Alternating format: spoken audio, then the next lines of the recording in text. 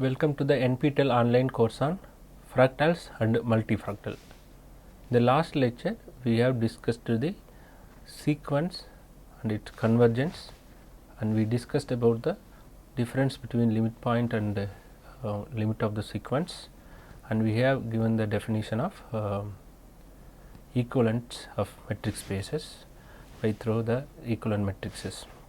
Now let us discuss the continuous and uniform continuity of a functions. Consider a function f from a metric space x comma d1 to another metric space y comma d2. Consider the function f from x comma d1 to the other metric space y comma d2, and a belongs to the point x. A is a point from x. We say that f is continuous at a point A if for any given epsilon greater than 0 there exists a delta greater than 0 such that the distance between x d1 of x comma a less than delta implies d2 of f of x and f of a less than epsilon for all x belongs to x. Then we can say that f is continuous at a point A.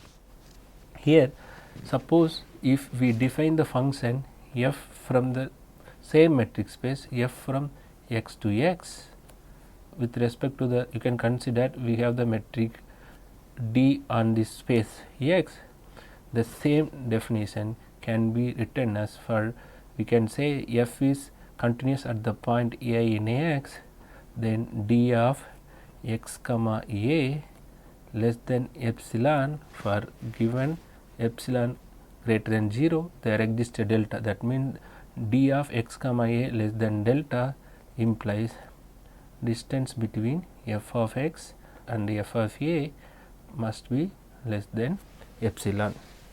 So, what is the pictorial representation of a function to be a continuous functions? As we already defined the neighborhood, what is this one? For a given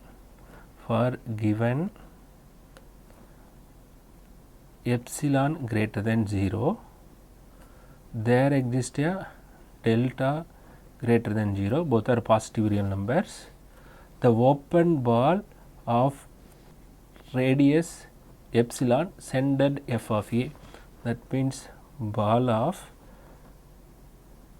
center f of a and radius epsilon is defined as set of all f of x such that distance between f of x minus f of a must be less than epsilon, and this one means, that means this term means the ball of center a and radius delta defined as set of all x such that distance between x and a must to be less than delta. So, if the function is defined on the space, you can consider the function like this function, one can consider the function this one. If you want to say that the function, this function is continuous, this is my x, the function we are considering the x to x, this is the function f. If you want to say the function f is continuous at the point A for any given epsilon greater than 0, we need to find the delta such that the distance between a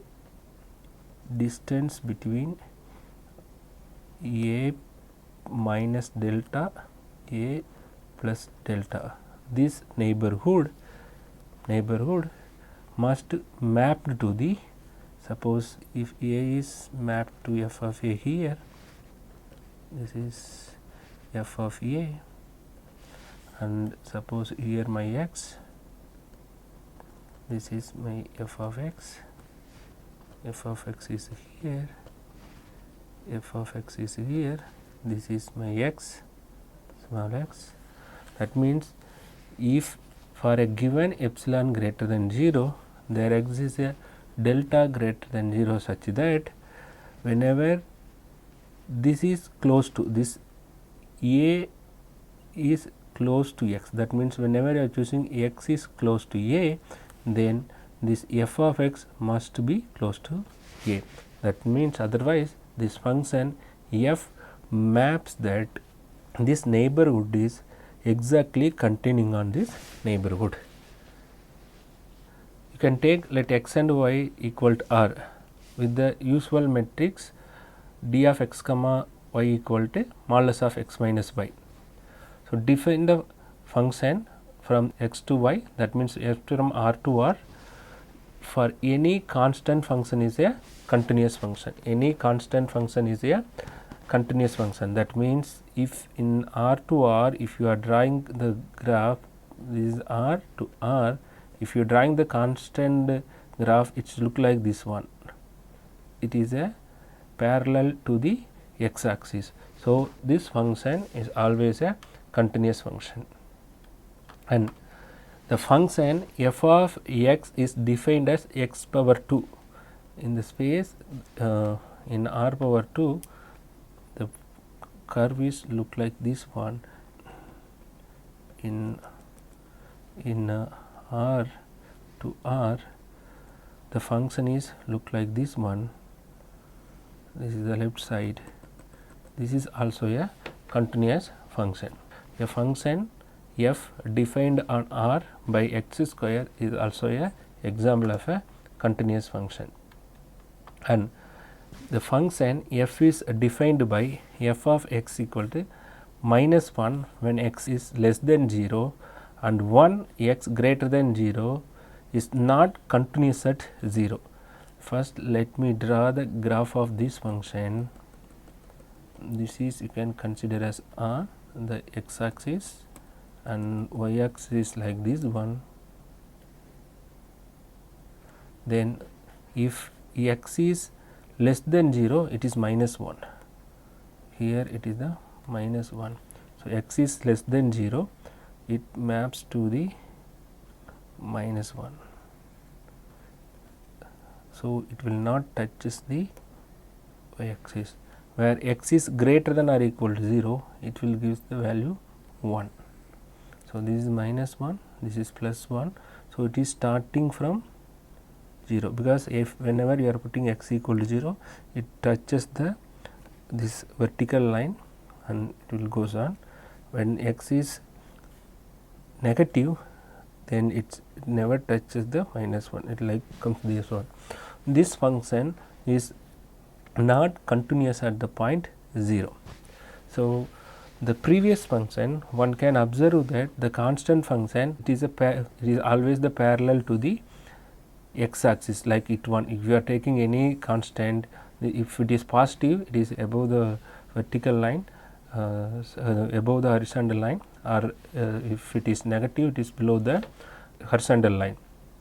Now, this function we can draw without taking the hand. Also, for x square, we can draw like this one. This is also continuous, whereas one can observe this function up to negative part, it will comes like this one. In the positive part, it is starting and going like this one. So, this is discontinuous at 0. And how to prove this function is discontinuous at 0? By using our definition of the continuity given here is, our f of x is defined as minus 1 if x is negative, plus 1 if x is greater than or equal to 0. So, as per the definition, for any given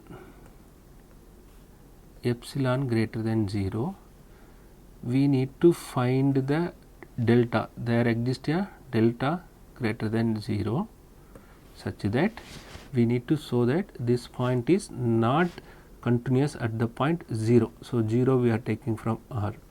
For any given epsilon greater than 0, there exists a delta greater than 0 such that we are taking the usual metric modulus of x minus 0 less than delta does not implies that, or if it is continuous means it is implies that modulus of f of x minus 0 must be less than epsilon. So, we need to prove this inequality is true for all given epsilon. Suppose I am taking epsilon equal to 1. If I am taking epsilon equal to 1, then we need to find there exists a delta such that the f of x minus 0 less than 1 for there existing a delta x minus 0 less than delta. If this is true, we need to prove that this is also true, then one can say that the f is continuous at 0. We are taking epsilon as 1. Now, I am going to prove that for epsilon equal to 1, there exists no delta such that it will satisfying this property. For example, if you are taking delta, if you are taking for any delta greater than 0, for any delta greater than 0, choose xs minus delta by 2. Then what is modulus of minus delta by 2? One can get modulus of delta by 2. So, which is less than delta obviously, which is less than delta, whereas this side if you are considering this one, what is f of minus delta by 2 minus 0 less than 1. Okay, here we need to find f of 0, here it must be f of 0. Then this can be written as f of, if f of it is negative, as per this definition we will get minus 1, this function will get the minus 1, and f of 0 we will get minus 1. F of 0 means it is 1, minus of minus 1. So, this will get 2 which is less than 1, which is not always possible. So, if you are taking epsilon as 1, if you are choose any delta, if you are any delta, choose x equal to minus delta by 2, then we cannot prove that this inequality is true. That means modulus of x minus, whenever the distance between x and 0 less than delta, we need to prove that f of x minus f of 0 is less than epsilon, which is not true here. This is for any epsilon, this is true. Therefore, this function is not continuous at the point 0. Now, let us move on the definition of the uniform continuous. A function f from x to y is said to be uniformly continuous on x if for each x epsilon greater than 0, there exists a delta greater than 0 such that d1 of x comma y less than delta implies that d2 of f of x comma f of y less than epsilon for all x comma y, then we can say that the function is uniformly continuous. For example, let x comma d be a metric space with usual matrix B. The function is defined by from R to R. F of x equal to sin x is a uniformly continuous function. That means, if you are drawing the graph here in the R2 plane, the sine function is like a wave one. You will get like this type of curve. So, it is a continuous function as well as it is a uniform continuous function on the R. So, if the function is uniformly continuous, obviously the function is continuous function, whereas if the function is continuous function, it is need not be a uniform continuous function. For example, if you are taking f of x equal to x power 2 on R, this is continuous function, whereas this function is not a uniform continuous. Whereas if you are defining f of x equal to x square on closed interval 0 comma 1, then one can get the function to be a uniform continuous. So, there is a result, one can confirm that a function defined on the compact interval, if the function is continuous, then a function becomes the uniform continuous functions. Let 0 comma 1 and D be a metric space with usual metric D, then the function defined as f of x equal to x square is a uniform continuous on R, whereas this function defined by this metric space with the usual metric f of x equal to x square is a continuous function, whereas this function is not a uniform continuous functions. Now, let me define the space C of a comma b. Let C of a comma b be a set of all continuous real valued functions defined on the closed interval a comma b. Consider the function modulus is defined as C of a comma b cross C of a comma b to the non-negative real number is defined by supremum of f of x minus g of x while taking the modulus and x varies over all the interval a comma b. This function is also denoted as d infinity. Define the metric on C of a comma b and it is called the uniform metric. The metric d infinity measures the distance from f to g as the maximum of vertical distance from the points x comma f of x to x comma g of x on the graph of f and g. For example, if two functions are given like this, consider this two functions. If this function is given, this is my f, this is my g. So, if any x we can take it from here, then with respect to this, because both the functions are defined on the closed interval a comma b. If x is belongs to a comma b, say for example, this is our b, this is our a. If you are taking x belongs to a comma b, then one can obtain from the image of x under the mapping g is here and under the mapping f is here, find the distance between these two things. That means f of x minus g of x and take the modulus. Find the difference between this one and take the modulus, this distance between f and y.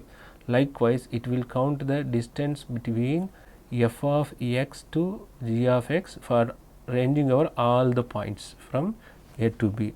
Supremum of x belongs to a comma b. First we need to find the distance all the points, then it takes the supremum. So, if you have for this curve, obviously with the supremum maybe appear here, this point is the supremum. Therefore, for these two functions, the distance between these two functions is the maximum distance between f and g over the point in closed interval a comma b. So, the metric d infinity measures the distance from f to g as the maximum of vertical distance. So, maximum of the vertical distance from the point x comma f of x and x comma g of x on the graph of f and g. So, it is also pictorially represented here. If you are taking these two graphs, if you are finding the distance between if the both the point functions are intersecting at some points, then here the distance becomes 0, whereas we are taking the maximum. So, maximum may appearing from here to here in this graph. So, now let us move on the definition of homeomorphism. Consider the two function metric space x1 comma d1 and the other metric x2 comma d2. A function defined on x1 to x2, if this function is 1 to 1 and if this function is onto and the inverse will exist, if the f is continuous and f inverse also continuous, then we can call this function as a homeomorphism between x1 and x2. That means f is 1 1 and f is onto, f is continuous and f inverse also continuous. That means bijection and bicontinuous. If this function satisfying all these 4, then we can say the function is homeomorphism between x1 and x2. So, in such a case we say that x1 and x2 are homeomorphic. When we can say the two metric spaces are homeomorphic, if there exists a function f from x1 to x2 which is bijection and bicontinuous, we can say the space is homeomorphic spaces. Now, for example, the function f is defined from R from close open interval 0 comma infinity, non-negative real numbers, defined by f of x equal to e power x. F of x, we are defining f of x equal to e power x, whereas this is R to R. So, the function the graph of e power x is looks like this one. If x equal to 0, it starts as 0. So, f is defined from R to positive real number, it never touches the 0. Then this function is 1 1 function and onto function, and this function is a continuous function, that e power x is a continuous function, and this inverse is defined as ln of y, it is we can call it the natural logarithm. This function also, maybe this graph is look like this one, that it will increase like this one and come to here. This is the natural logarithms. So, f of x is defined as e power x is a 1 1 onto continuous bicontinuous.